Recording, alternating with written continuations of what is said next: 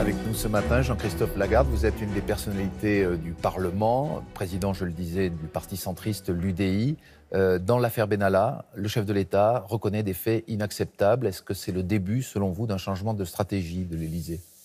Je ne sais pas si c'est un changement de stratégie, c'est en tout cas quelque chose qu'on a attendu. Moi, j'attends du chef de l'État 3 choses. La première chose, c'est qu'il y a manifestement des fautes qui ont été commises à l'intérieur de l'Élysée, M. Benalla, mais aussi ceux qui étaient censés le surveiller, voire le sanctionner, et il faut qu'il réorganise son cabinet. S'il y a eu dysfonctionnement, ils doivent être sanctionnés, il le dit ce matin indirectement, tant mieux. Il doit aller plus loin qu'indirectement, excusez-moi d'intervenir, mais est-ce qu'il doit aller plus loin et parler directement aux Français aujourd'hui, selon vous ? Honnêtement, à lui de juger le moment, parce que j'ai l'impression que dans le brouillard des informations qui nous parviennent en continu, ils doivent sans doute essayer de faire le tri, savoir ce qui s'est réellement passé, est-ce qu'il n'y a pas des gens qui se cachent, qui cherchent à se couvrir. Bon. Deuxième chose, j'attends de voir sur le gouvernement s'il a des conséquences à en tirer. Est-ce que des fautes ont été commises cette fois-ci au niveau du gouvernement ? Et puis la troisième chose, mais on y reviendra j'espère, il faut parler du problème institutionnel. On parle beaucoup de la Macronie. Il n'y a pas que la Macronie qui a connu ce genre de sujet. Moi, je crois qu'il faut en finir avec cette période où on pense que travailler à l'Élysée, ça donne tous les droits. Ce n'est pas la première fois que ça se produit, c'est donc le système qu'il faut attaquer, pas seulement les responsables. Alors, avant de parler du système, l'affaire elle-même, est-ce que Gérard Collomb, qui va s'exprimer aujourd'hui, on l'a dit, devant une commission d'enquête parlementaire, doit servir, le cas échéant, de fusible s'il apparaît que le ministre de l'Intérieur a couvert les agissements des policiers, notamment ? Nous avons bataillé pour avoir une commission d'enquête parlementaire. Pourquoi ? Parce que le Parlement, il doit garantir aux Français qu'il y aura la transparence, la vérité, puis faire des propositions pour que ça ne se reproduise pas. On reçoit ce matin Gérard Collomb, il faut qu'il réponde à des questions. Lesquelles, par exemple ? Quelles sont les plus importantes à vos yeux ? Pour moi, il y a 3 séries de questions. La première, c'est comment ce personnage, M. Benalla, devient aussi important, semble-t-il, au point que plus personne ne l'arrête. Pourquoi est-ce qu'on lui délivre un port d'armes alors qu'il lui avait été refusé ? Pourquoi il est présent partout là où n'est pas le président alors qu'il est censé être chargé de sa sécurité ? Est-ce que c'est vrai qu'on a voulu le faire devenir sous-préfet ? Ce serait quand même... Mais vous vous attendez à des réponses pertinentes, à des réponses justifiables sur ces questions ? Le ministre de l'Intérieur déposera devant une commission d'enquête parlementaire, c'est-à-dire sous serment, et s'il ment, il sera sanctionné pénalement. Je n'imagine pas une seconde qu'il ne dise pas la vérité. La deuxième série de questions, c'est ce qui s'est passé le 1er mai, quand le ministre a été informé, comment l'a-t-il été, qu'est-ce qu'il a fait ensuite ? Et la troisième série de questions, c'est sa réaction, qui prévient, pourquoi il ne prévient pas le procureur de la République. Bref, une audition qui, je crois, va être assez longue, mais dont on doit attendre les éclaircissements. Mais il ne sera pas le seul à être entendu.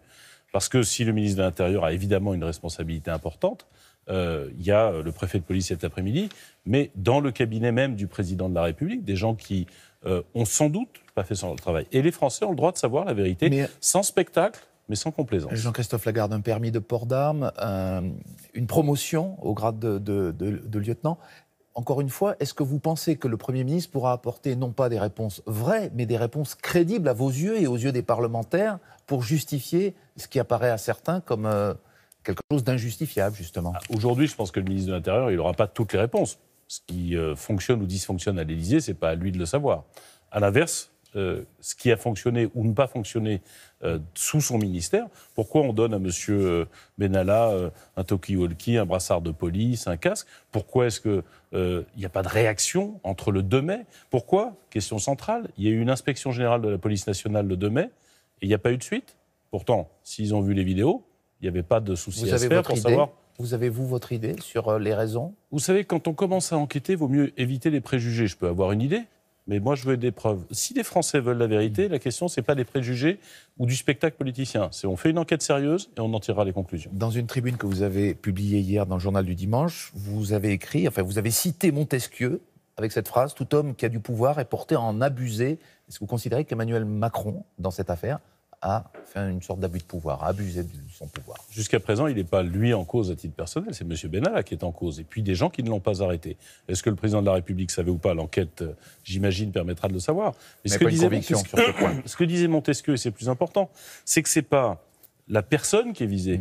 C'est qu'on doit mettre en place un système qui évite que ceux qui exercent du pouvoir pensent qu'en réalité, ils ont tous les droits. Certains dans l'opposition, au Front National et à la France Insoumise, Jean-Luc Mélenchon, disent que cette affaire, elle est du niveau du Watergate. Est-ce que c'est aussi votre opinion, le Watergate, je le rappelle, qui avait abouti à la chute du président américain Richard Nixon dans les années 70. Je sais que c'est difficile à entendre, mais moi je veux que les Français comprennent. On n'est pas là pour faire du spectacle, pardon.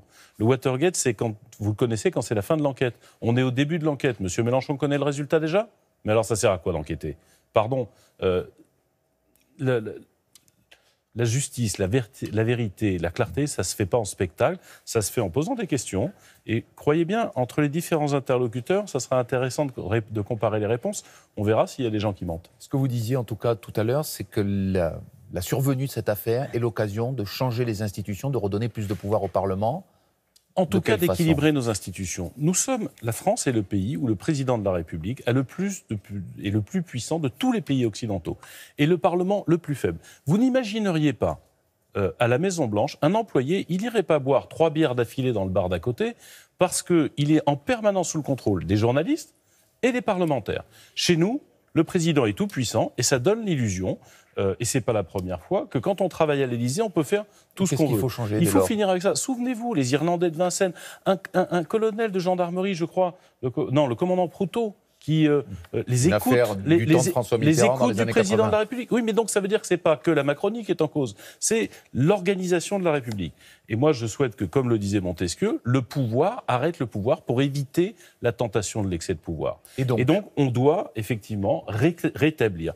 Il faut, dans la Ve République, conserver ce qui est bon, c'est-à-dire la stabilité du pouvoir, mais il faut introduire la transparence, le contrôle, l'équilibre des pouvoirs. Et ça n'existe pas. Et puisque nous étions en train d'examiner une révision constitutionnelle, c'est maintenant. Est-ce que le Parlement peut regarder comment est organisé l'Élysée, comment sont organisés les collaborateurs du gouvernement? Est-ce que quand une commission d'enquête a lieu, elle peut avoir... Mais précisément, Jean-Christophe Lagarde, les détracteurs de cette réforme disaient que le Parlement allait avoir moins de pouvoir. Et vous en réclamez davantage. Mais depuis le début, vous relirez toutes les déclarations qui ont été celles du groupe UDI Agir Indépendant. Nous disons que ce déséquilibre est nocif. Le président le plus puissant, le Parlement le plus faible, au bout de 40 ans, nous sommes le pays qui nous sommes le moins réformés. Et en plus, on a des scandales qui émaillent en permanence la vie de l'État. Voilà ce qu'il faut changer. Si les Français ont le droit, ils ont le droit de savoir, mais ils ont le droit que nous leur garantissions et que nous nous organisions et que nous votions pour que ça ne se reproduise pas. Dernière question, Jean-Christophe Lagarde, il nous reste quelques secondes. Vous serez tout à l'heure dans cette commission. Est-ce que vous, personnellement, allez poser une question au ministre de l'Intérieur, Gérard Collomb? J'ai plusieurs questions à lui poser. Laquelle voulez-vous lui poser prioritairement? Je vous en ai donné quelques-unes. On verra ce que la présidente de la commission me laissera poser comme question, parce que ça va être chacun son tour, on est 70. Merci beaucoup, Jean-Christophe Lagarde. Thierry, c'est à vous et très bonne journée. Merci beaucoup, Jeff. Bonne journée.